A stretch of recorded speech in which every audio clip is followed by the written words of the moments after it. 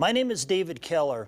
In the last lecture, we defined ethics as the philosophical study of morality, and morality is the propensity in human nature of making moral judgments about how best to live one's life. The making of moral judgments includes judging the character of yourself and others, as well as actions of yourself and others. Now, there are many different ways of making moral judgments, we decided last time. You can flip a coin, you can go for mystical experience, you can defer to the precepts of religion, or you can use the tools of reason. Using the tools of reason is the method of ethics. Now, the focus of this series of short lectures on ethics is the Western intellectual tradition. Before we move on and define ethics in greater detail, let's get clear in our minds what we mean by the Western tradition. The Western tradition is that cultural tradition stemming back to the Hebrews and the Greeks, each representing faith on one hand and reason on the other. These two great traditions came together in the Roman Empire and Roman culture, which laid the groundwork for the rise of Christianity and European civilization and its offshoots. So the focus of our attention here today is the Western intellectual tradition and how the Western tradition has employed the tools of reason to make moral judgments, and that is ethics. If we say that making moral judgments using the tools of reason and rationality is ethics, we need to understand in greater detail what it means to be rational. What does it mean to be reasonable? I offer you 4 criteria. The first criteria for rationality is comprehensiveness.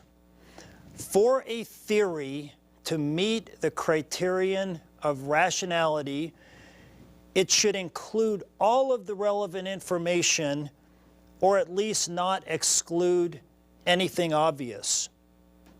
For example, a theory that claimed that all sentient life is morally valuable, but failed to make any mention of non-human animals, those animals such as primates and mammals that appear to be sentient, could not be considered a comprehensive theory because it makes claims about sentience but excludes critical considerations about sentient life. Such a theory would not be considered comprehensive and hence not rational. Secondly, theories which are considered to be rational should be coherent. The theory must link all related concepts into a unified whole in a systematic and integrated way. For example, if you were to give me an argument about gun rights using an intermixture of constitutional law and astrology, I would not consider your theory to be coherent, because astrology and constitutional law cannot be integrated into a unified whole, a unified theory. Your theory would fall short of the criterion of coherence. Thirdly, theories that are rational should be consistent. That is, they should not be logically contradictory. For example, an argument that claimed that all human life, including potential human life, is intrinsically valuable and that therefore women who have abortions should receive the death penalty could not be considered consistent. That theory would be logically contradictory. That argument was made in a class of mine, incidentally, not one that I made up. It's logically contradictory because it holds human life to be valuable, but then denigrates human life by upholding the death penalty in an inconsistent way. Fourthly, rational theories should be adequate. That is, they should be supported by empirical evidence. They should connect to the world somehow. They should just not be abstract, conceptual systems, but have connection with the world that we live in and the world that we see in our everyday lives. For example, the claim that preemptive war is prudent foreign policy ought to provide some concrete examples of how this policy is more adequate than détente, and that how détente has failed in ways in which preemptive war succeeds. In other words, to be convinced by a hypothesis, all of us want some concrete evidence to back it up. And that is captured by the criterion of adequacy. Now, I have argued that we all make moral judgments and that ethics is that method which employs the tools of reason, as I have captured here with 4 criteria. I'd like to provide you now with an example of ethics in action in the person of Socrates. Socrates, at least depicted by Plato, is an exemplar in reasoning logically about moral problems and arriving at conclusions which guide his actions. Socrates accomplished this in 2 ways. First, he made himself the object of rational inquiry. The philosophers before Socrates typically were concerned with the natural world. They wondered about the constitution of nature, what natural processes consisted of. Their attention was generally focused outward at the world. All of them, all the pre-Socratic philosophers, we call them nature philosophers in a way. They were metaphysicians. Socrates changed the emphasis of rational inquiry, of philosophy, by turning the object of inquiry back from the world onto himself. And in this way, he refocused philosophy from the outer world onto himself. That is why we call him the first moral philosopher, the first ethicist of the Western intellectual tradition.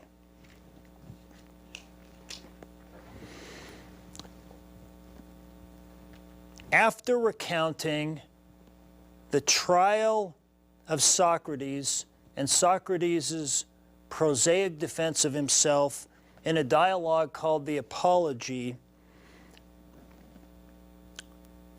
Socrates was brought to trial for allegedly corrupting the youth of Athens and inventing divinities of gods on his own.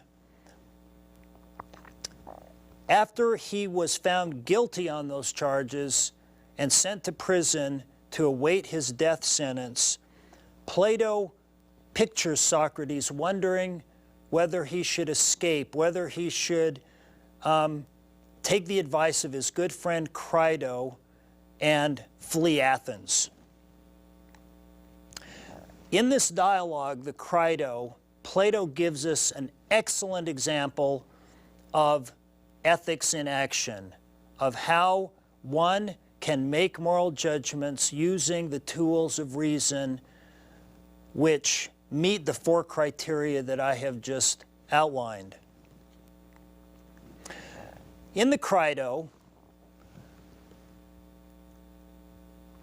Socrates is in prison. It's before dawn. Crito comes to Socrates pleading with him to escape because on that very day he will be put to death. He will be forced to drink the hemlock.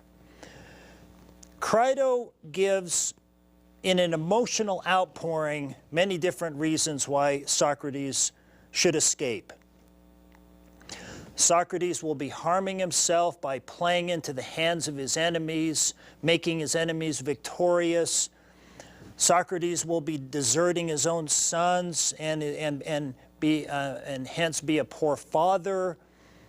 It would be more courageous and manly to escape. Crito and others will lose a friend if Socrates is put to death. And most prominently, there will be adverse public opinion. The people of Athens will assume that Crito and others were too cheap to bribe the guards and facilitate Socrates' escape, and they will be labeled lousy friends. Socrates,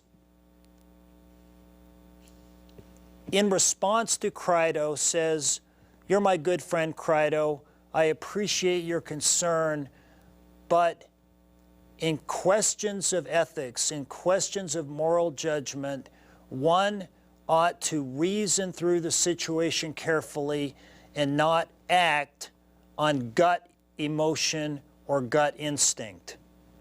And so Socrates, first and foremost, decides whether it is okay in situations of ethics, in moral situations, to react to public opinion, to what others think. Socrates gives an argument which briefly is this. He says to Crito, an athlete in training, an athlete preparing for the Olympics, could either take the advice of the masses, of all one's friends and all one's family, or the advice of a very small number of people, or perhaps only one person, the expert, the coach. And Socrates asks Crito, if you're an athlete in training, do you take the advice of the many or the advice of the few, the experts?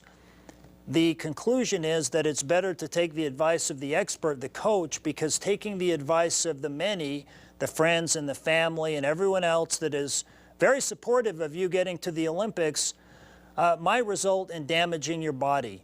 That your friends and family might give you the advice to train 8 hours a day and run and swim and do push-ups and gymnastics and all kinds of stuff, which might result in damaging your body, pulling a ligament or straining a muscle, damaging cartilage or something, whereas a coach is an expert in the field of athletic training and knows that you need to train in a systematic and methodical way to achieve your full potential. The conclusion of this argument is that an athlete in training should listen to the advice of the expert, not the non-expert or the masses.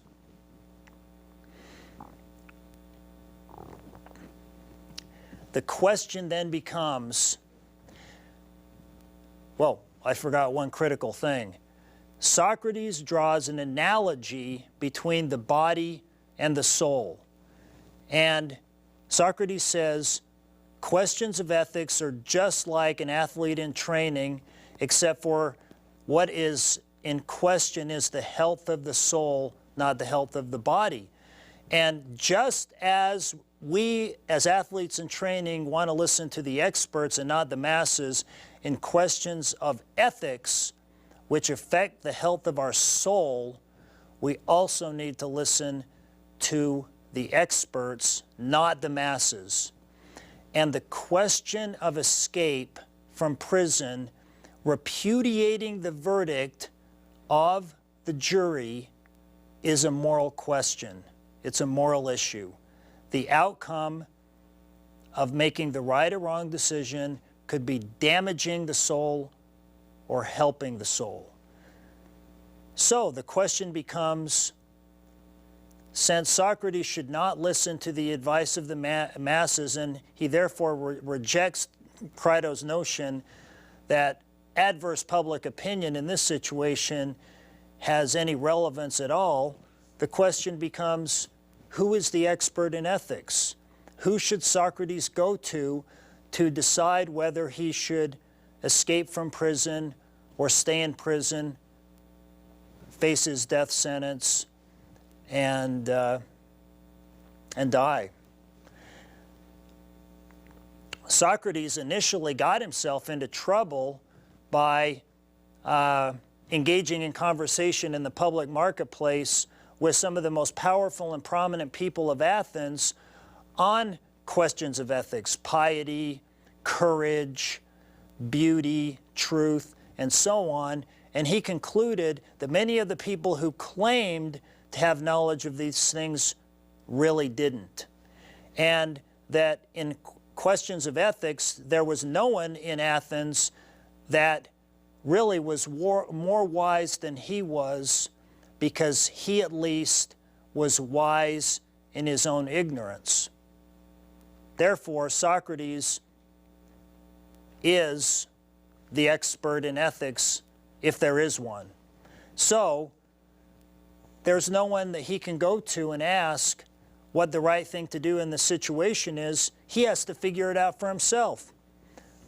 So, he says to Crito, Crito, I appreciate your concern, but here we cannot defer to the opinions of the masses. You and I, have to reason through this ourselves. We need to figure out what the right thing for me to do is.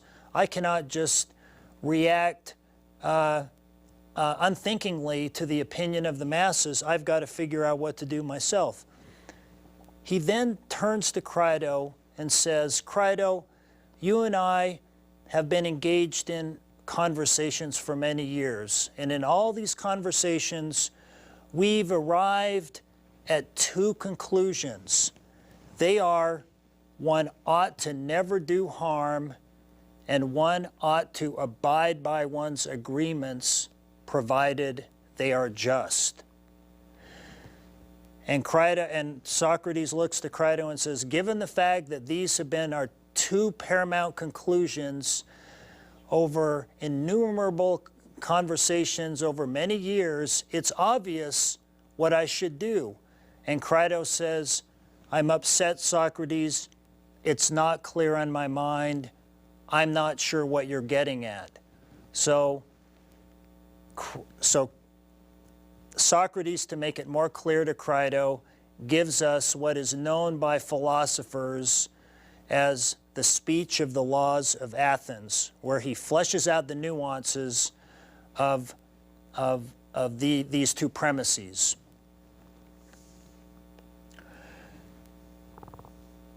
Socrates says, building on the fundamental assumptions that one ought to never do harm and one ought to abide by one's agreements provided they are just, Socrates points out through the speech of the Laws of Athens that Socrates has tacitly agreed to live by the Laws of Athens by not leaving. He had the free will to march outside of the city walls and move down to Sparta or any other town, city-state in Athens, but he never chose to do that. Socrates, in fact, loved living in Athens and chose to stay. So through his actions, he tacitly consented to live by the Laws of Athens.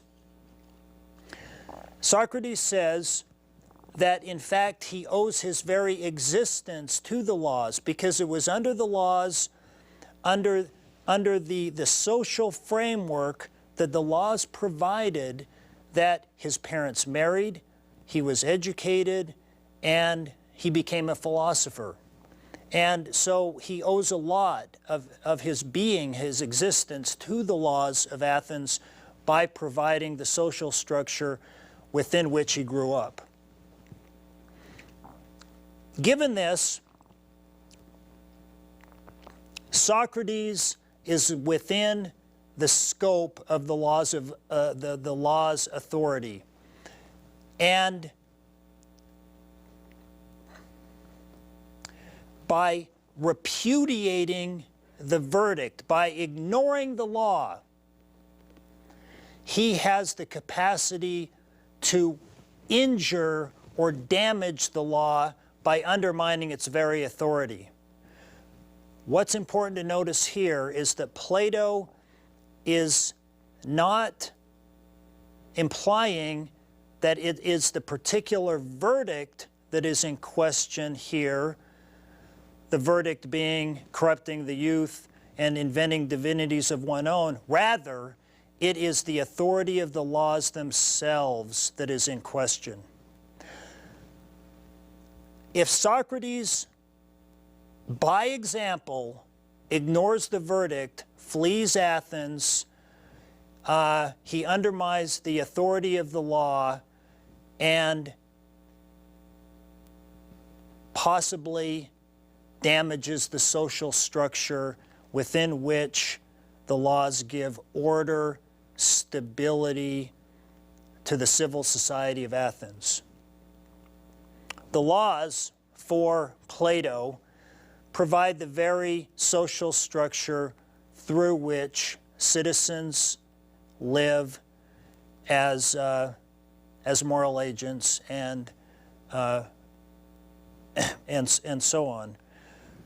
So Socrates concludes, if he escapes, he incurs a form of harm which